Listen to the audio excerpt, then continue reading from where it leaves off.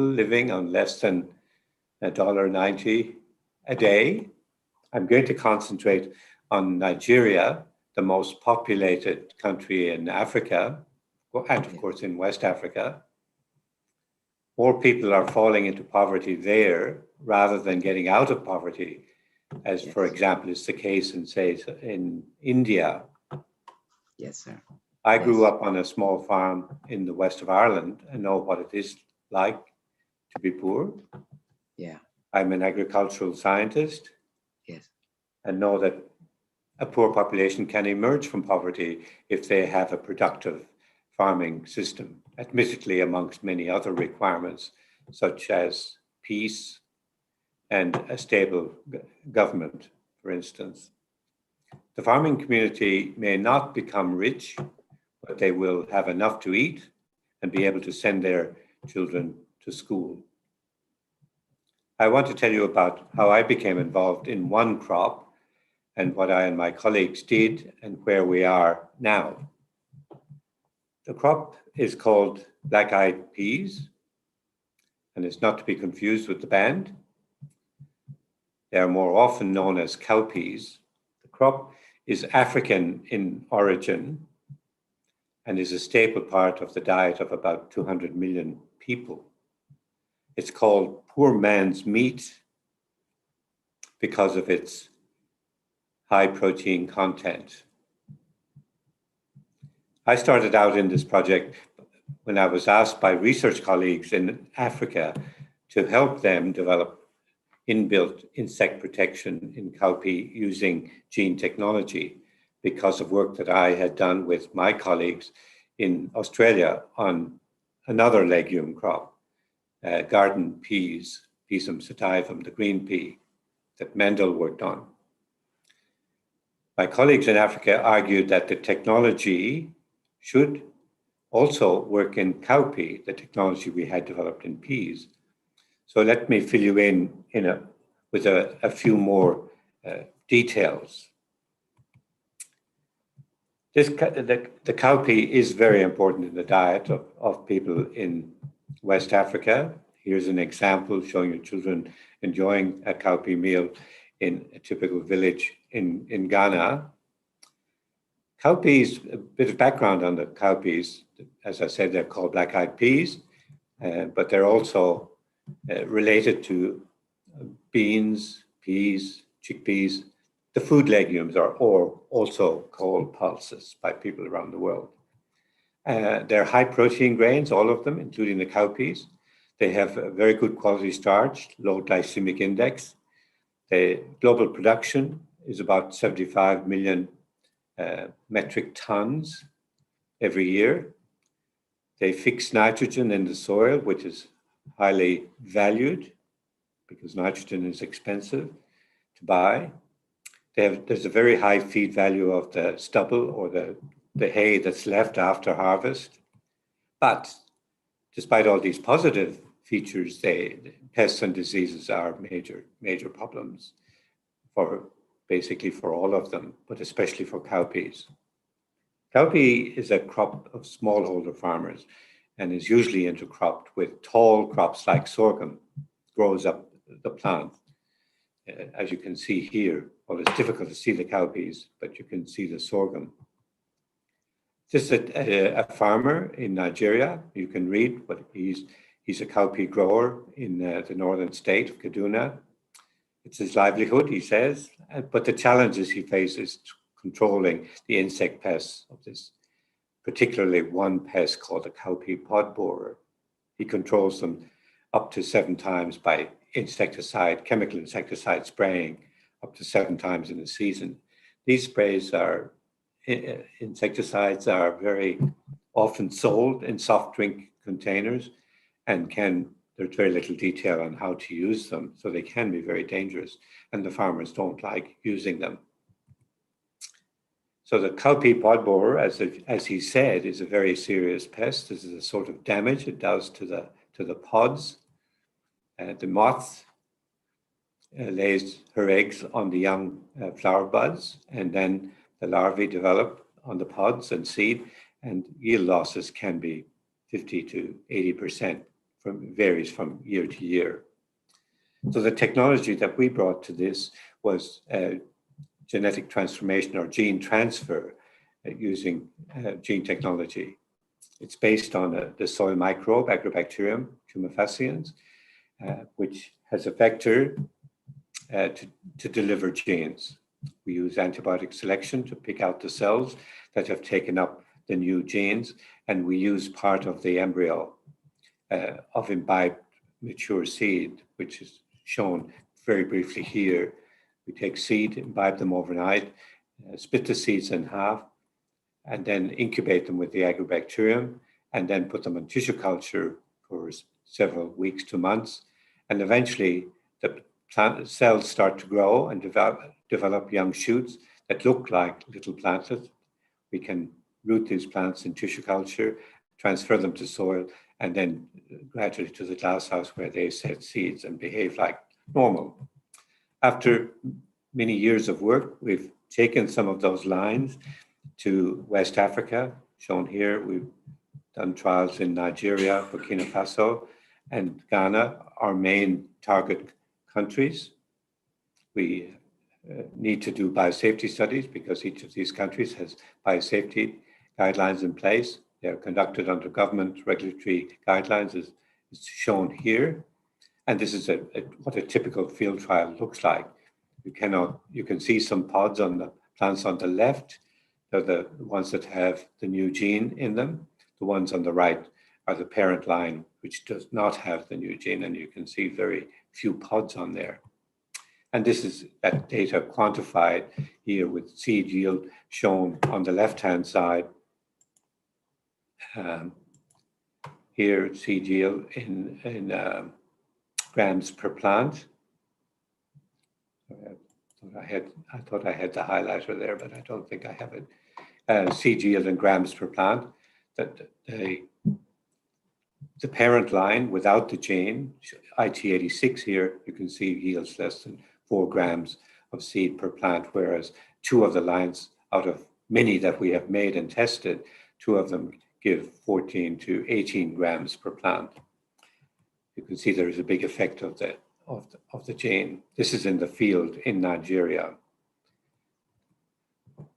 And that shows you the seed yield per plant from an individual plant. And the parent line without the gene on the left-hand side, IT86, shows very few seeds.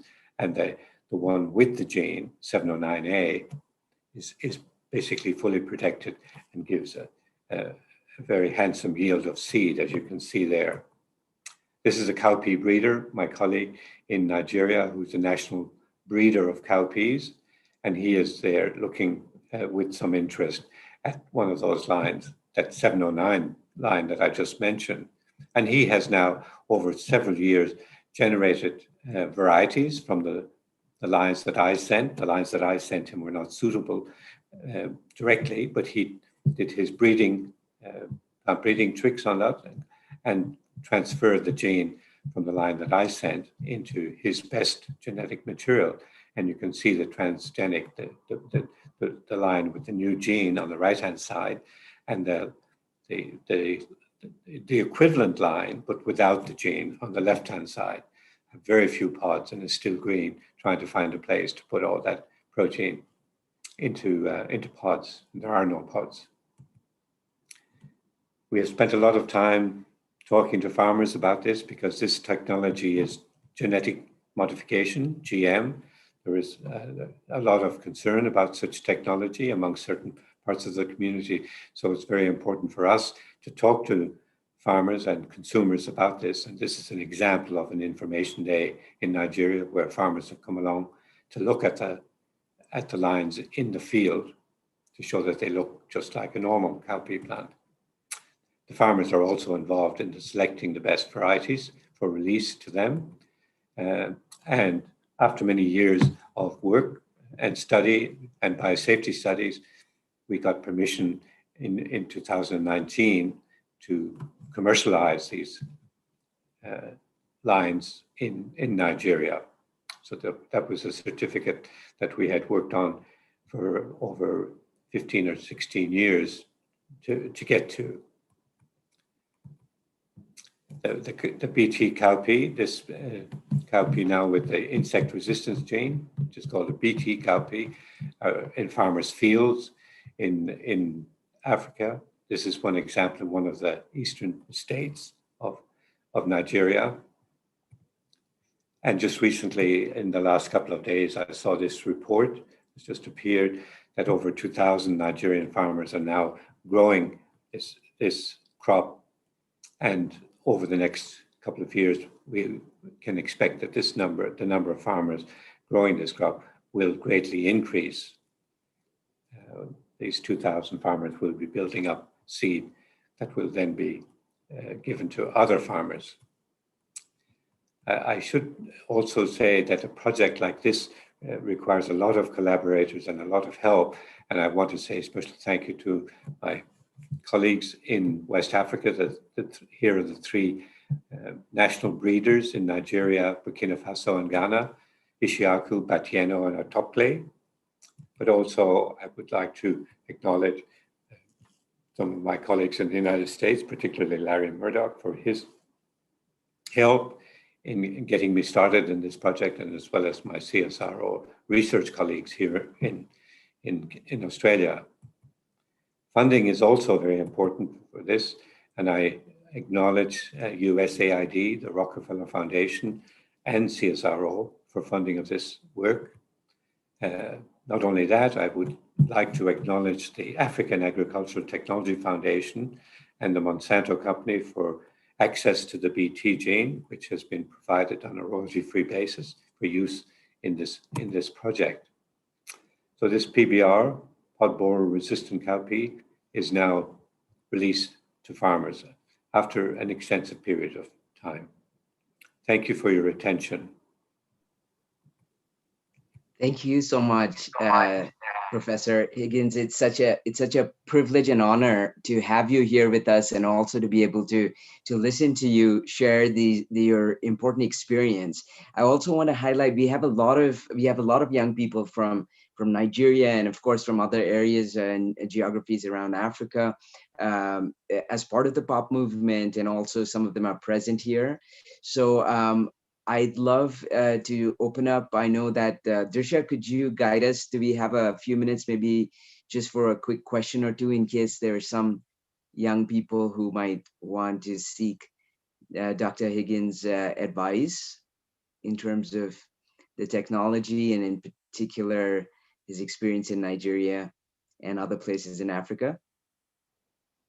Okay, I just wondered if we had any questions from the young people present. Mandisa, hello. Great to have you here. Ash. Hi, Mandisa. It's a pleasure to have you here, and thank you for joining.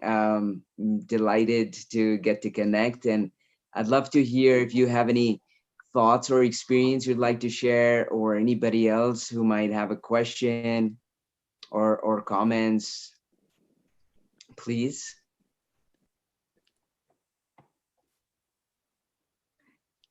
Okay. I'm happy to answer questions by email as well, if people are too shy to ask questions at the moment. Thank you. That's very, very kind of you, Professor Higgins. I really appreciate it.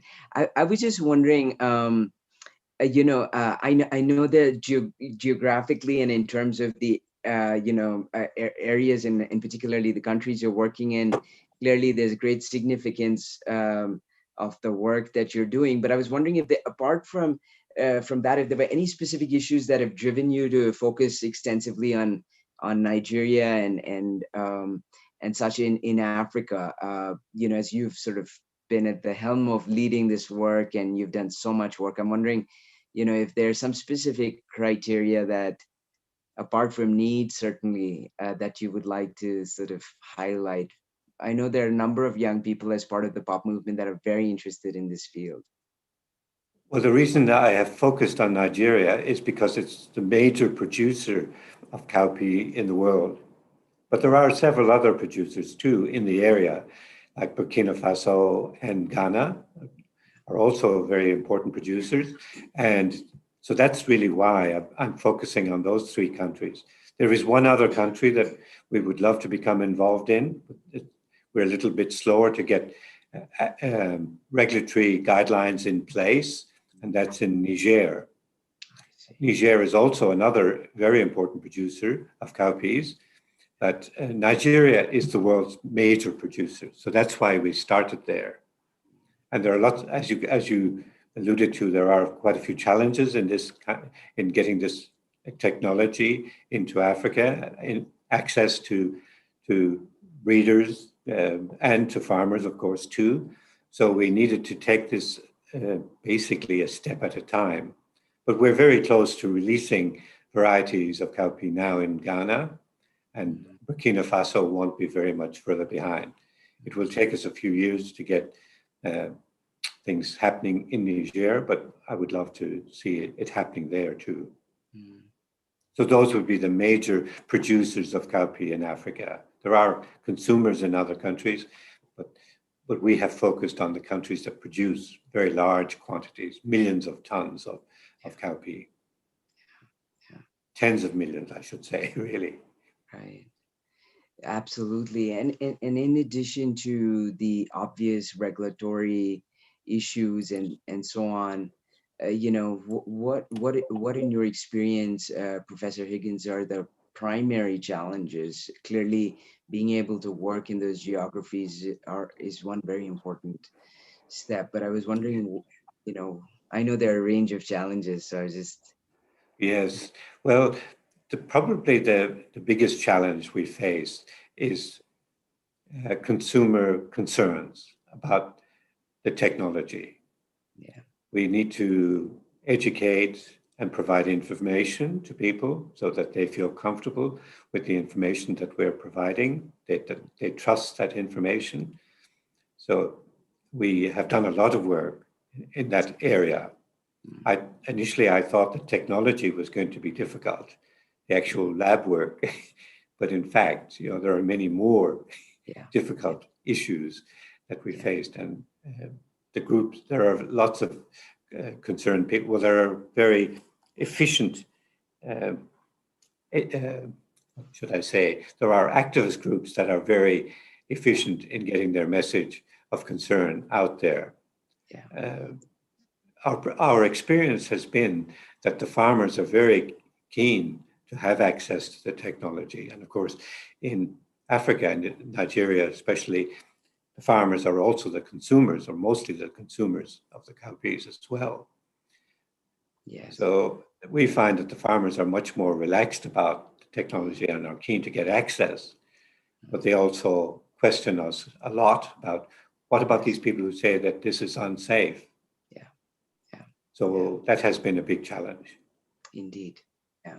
And continues to be something that we work on basically every day. Quite right. Yeah.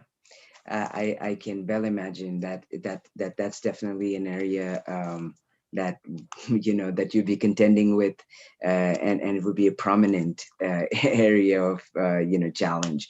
But I just would like to convey my gratitude to you for making the time, for joining us. I know that there'll be a number of people who will be listening into this important presentation and experience even post the event. We look forward to staying in touch, and I'd like to convey our